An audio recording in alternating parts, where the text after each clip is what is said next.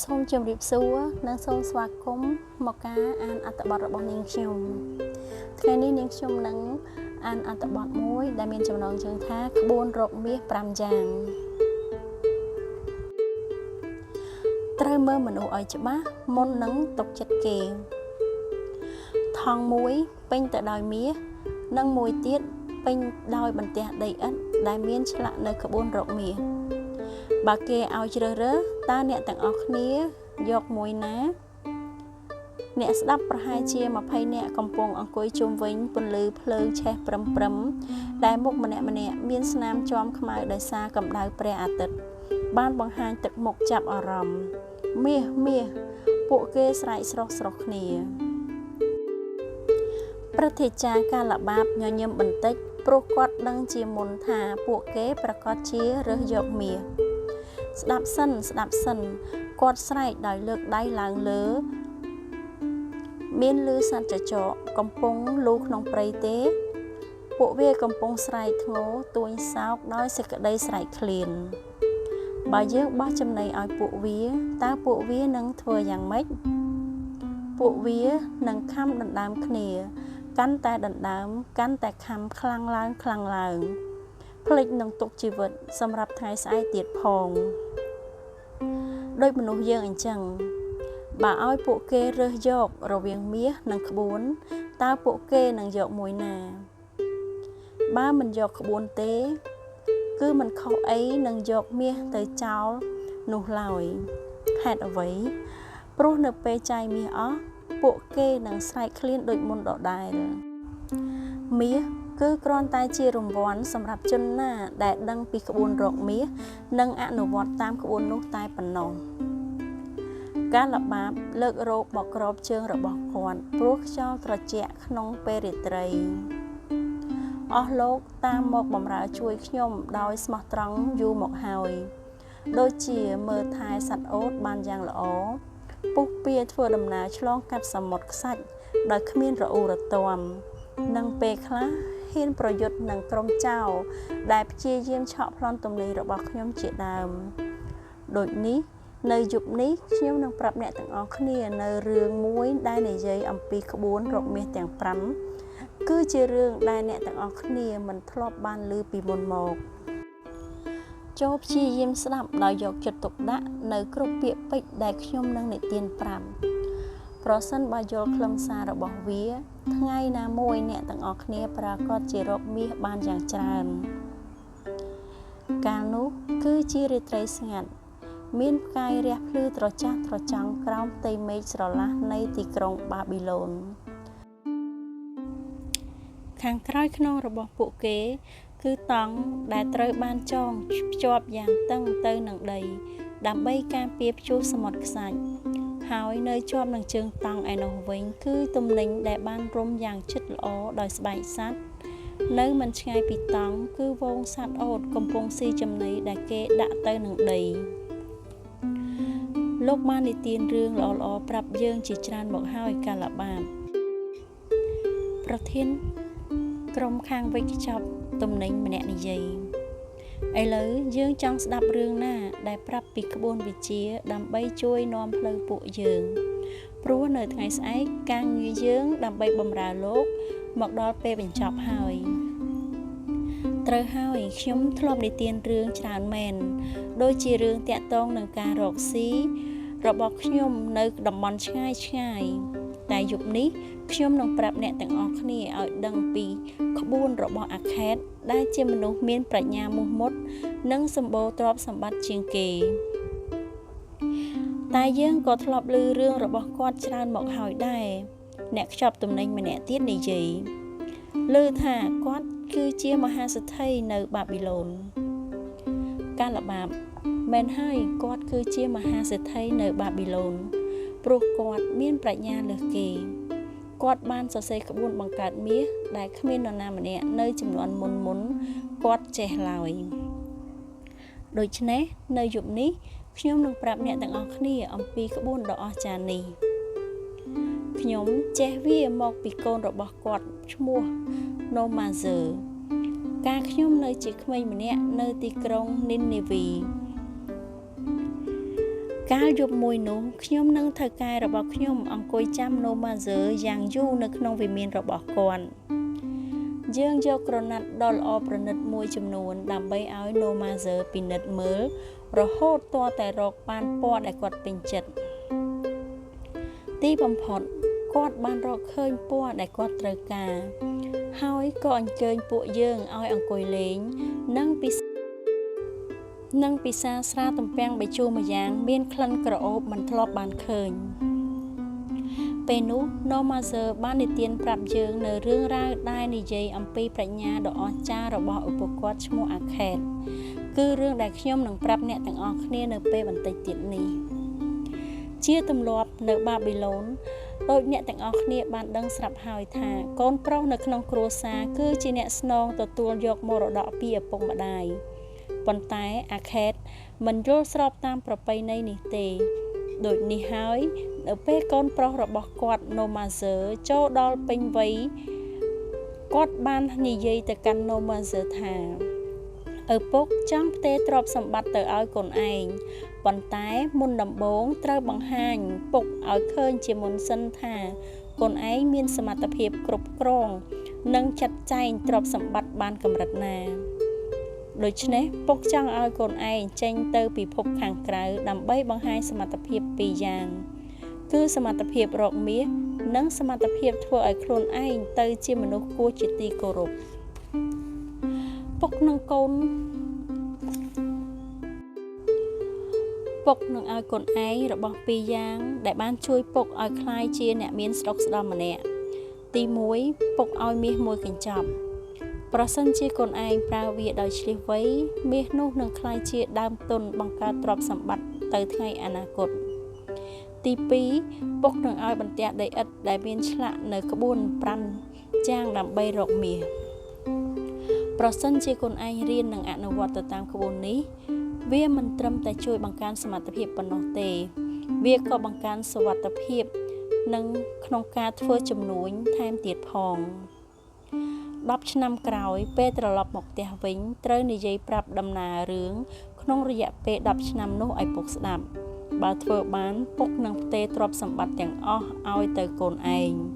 បើធ្វើមិនបានទេពុកនឹងឲ្យទ្រព្យសម្បត្តិទាំងនោះទៅព្រះវិហារហើយពួកគេនឹងប្រើប្រាស់វាធ្វើបុណ្យដើម្បីបញ្ជូនកុសលដល់វិញ្ញាណក្ខន្ធពុកម៉ែNomazer ចេញដំណើរដោយមានសេះមួយក្បាលអ្នកបម្រើម្នាក់មាសមួយកញ្ចប់និងបន្ទះដីឥដ្ឋដែលរុំយ៉ាងជាប់ល្អដោយក្រណាត់ធ្វើអំពីសូត្រពេល10ឆ្នាំក្រោយមក Nomazer ក៏បានត្រឡប់មកផ្ទះវិញដោយការសន្យាហើយឪពុករបស់គាត់បានរៀបចំពិធីជប់លៀងមួយយ៉ាងកក្រឹកកក្រែងដើម្បីទទួលស្វាគមន៍ដោយបានអញ្ជើញមិត្តភ័ក្តិនិងបងប្អូនជិតឆ្ងាយយ៉ាងច្រើនមកចូលរួម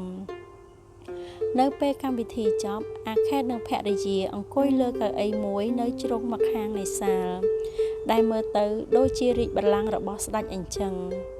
Nomazer ឈរនៅចំពីមុខគាត់ដើម្បីនិយាយប្រាប់រឿងរ៉ាវទាំងឡាយដោយបានសន្យាទុកកាលពី10ឆ្នាំមុនកាលនោះគឺពេលល្ងាចសាលនេះពេញទៅដោយផ្សែងអាប់ចេញពីបញ្ឆេះចង្កៀងប្រេងដែលឆេះព្រឹមអ្នកបម្រើក្នុងសម្លៀកបំពាក់ពណ៌សឈរបក់ផ្លិតធ្វើអំពីស្លឹកត្នោតមួយទៅតាមចង្វាក់មើលទៅគឺជាបរិយាកាសប្រកបដោយកិត្តិយសបំផុតភរិយានិងកូនប្រុស2នាក់របស់ Nomazer មិត្តភ័ក្តិព្រមទាំងសមាជិកគ្រួសារផ្សេងទៀតផងអង្គុយនៅលើកម្រាលព្រំពីក្រោយ Nomazer ហើយម្នាក់ចង់ស្ដាប់រឿងកុសរបស់គាត់ Nomazer ក៏ចាប់ផ្ដើមនិទានរឿងរបស់ខ្លួនពុក Nomazer ចាប់ផ្ដើមនិយាយដោយសេចក្តីគោរពខ្ញុំសូមគោរពប្រាជ្ញារបស់ពុកកាលពី10ឆ្នាំមុន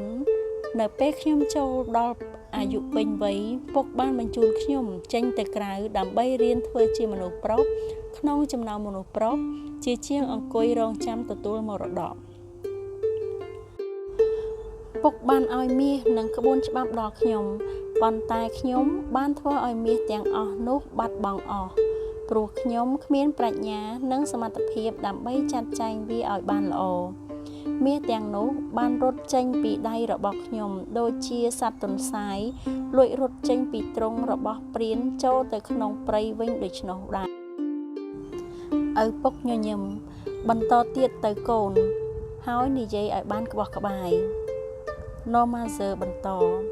ខ្ញុំបានសម្រេចចិត្តធ្វើដំណើរទៅទីក្រុង Nineveh ដោយសារការនោះ Nineveh គឺជាទីក្រុងកំពុងអភិវឌ្ឍ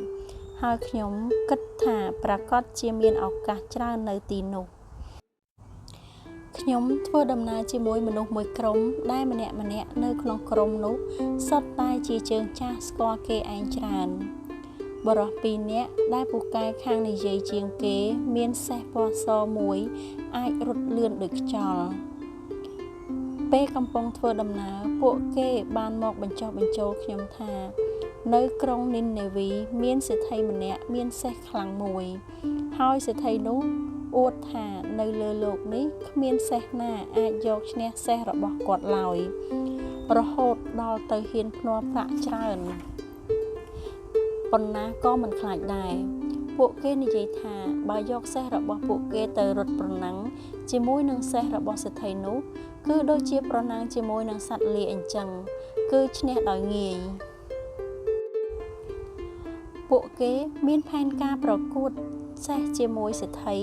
ព្រមទាំងអនុញ្ញាតឲ្យខ្ញុំចូលរួមចាក់ប្រាក់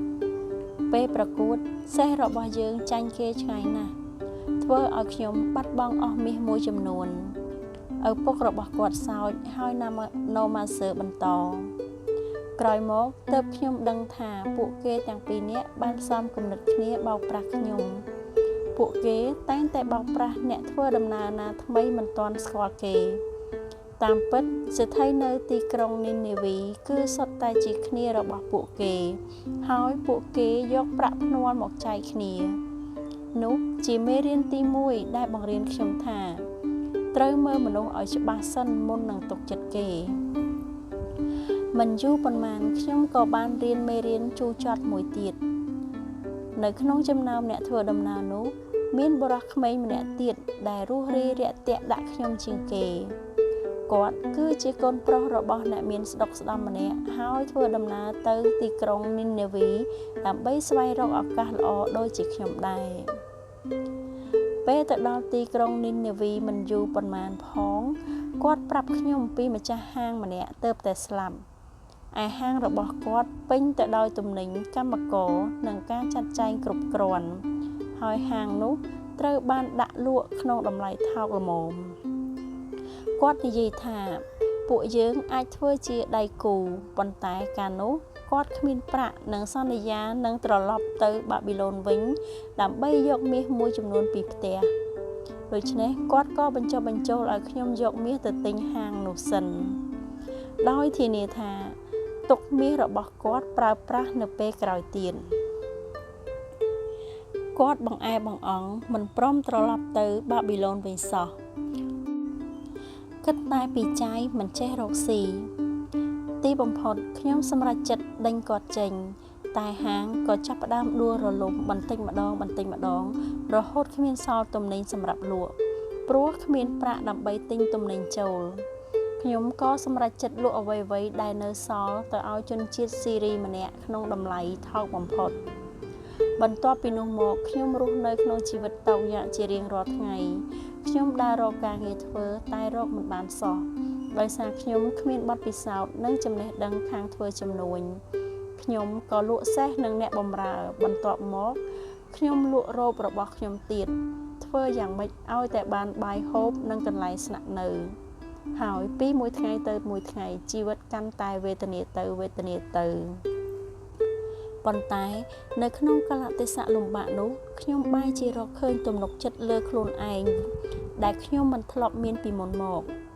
ពុកបានបញ្ជូនខ្ញុំចេញទៅក្រៅពិភពខាងក្រៅដើម្បីក្លាយជាមនុស្សប្រុសម្នាក់ដូច្នេះខ្ញុំត្រូវតែជំនះតស៊ូឲ្យបានម្ដាយរបស់Nomazerក្របមុខខ្ញុំតិចព្រោះអាណិតកូនថ្ងៃមួយខ្ញុំនឹកឃើញពីបន្ទះដីឥដ្ឋដែលពុកបានឲ្យខ្ញុំដែលមានឆ្លាក់លើក្បួន5យ៉ាងបង្ហាញពីរបៀបរកមាស ខ្ញុំយកវាមកមើលក្រោយពីបានអានពាក្យនីមួយៗដោយយកចិត្តទុកដាក់ទើបខ្ញុំដឹងថាបើខ្ញុំរៀនក្បួនច្បាប់នេះមុនខ្ញុំក៏មិនបាត់បង់មាសអស់នោះដែរខ្ញុំរៀនក្បួននីមួយៗទាល់តែចេះចាំស្ទាត់ហើយតាំងចិត្តថាខ្ញុំនឹងប្រើភាពចាស់ទុំនិងប្រាជ្ញាដើម្បីឆក់យកឱកាសនិងធ្វើវាឲ្យទៅជាប្រយោជន៍ដូច្នេះដើម្បីជាប្រយោជន៍ដល់អ្នកទាំងអស់គ្នាដែលបានអញ្ជើញមកចូលរួមក្នុងពិធីជប់លៀងនៅយប់នេះខ្ញុំសូមអានក្បួនដែលឪពុកខ្ញុំបានឲ្យកាលពី10ឆ្នាំមុនក្បួនរកមាស5យ៉ាង 1. មាសកើតមានដល់ជនណាដែលដកប្រាក់ចំណូលយ៉ាងតិចណាស់ 10% ដើម្បីសន្សំទុកធ្វើជាដើមទុនសម្រាប់ថ្ងៃអនាគត 2. មាសអាចបង្កើតកូនឲ្យម្ចាស់ណាដែលមានប្រាជ្ញាយកវាទៅប្រើប្រាស់ដើម្បីបង្កើតប្រាក់ចំណូលដូចជាសត្វជ្រូកបង្កើតកូនបានយ៉ាងច្រើន 3. មាសចូលចិត្តរស់នៅជាមួយម្ចាស់ណាដែលប្រុងប្រយ័ត្នដោយពិគ្រោះយោបល់ជាមួយនឹងអ្នកជំនាញ